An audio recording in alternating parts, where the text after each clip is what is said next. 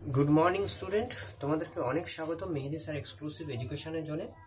তোমরা জানো আমরা টেন্স শিখছিলাম, ভয়েস চেঞ্জ শিখছিলাম।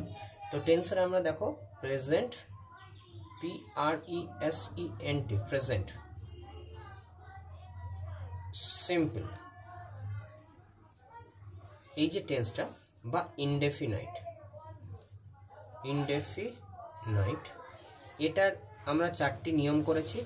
চারটি নিয়মের প্রথম নিয়মটা রয়েছে সাবজেক্ট প্লাস ভার্বের ওয়ান এস অথবা ES plus object plus remaining.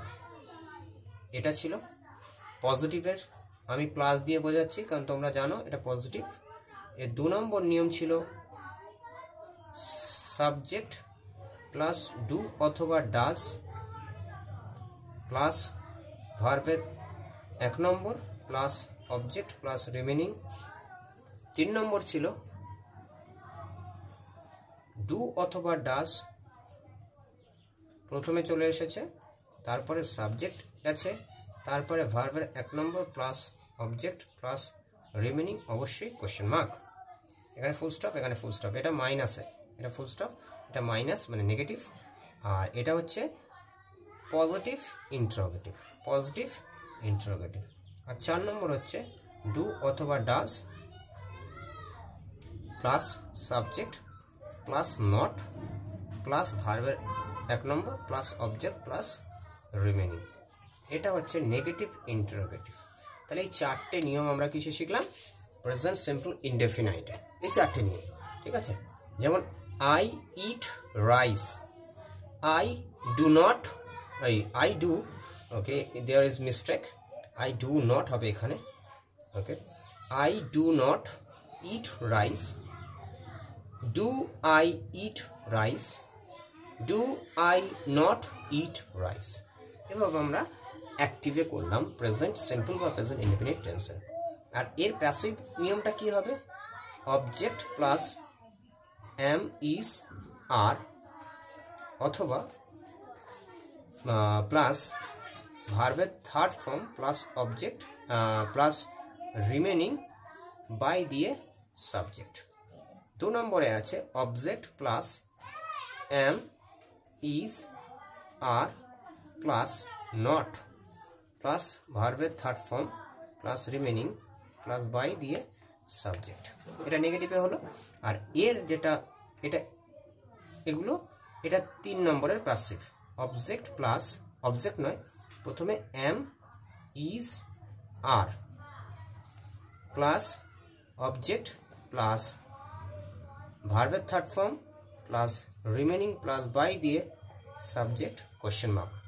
এর প্যাসিভে হবে 4 নম্বরে am is are, okay am is are plus object plus not plus ভার্বের 3rd form plus remaining plus by দিয়ে সাবজেক্ট, লাস্টে কোশ্চেন মার্ক।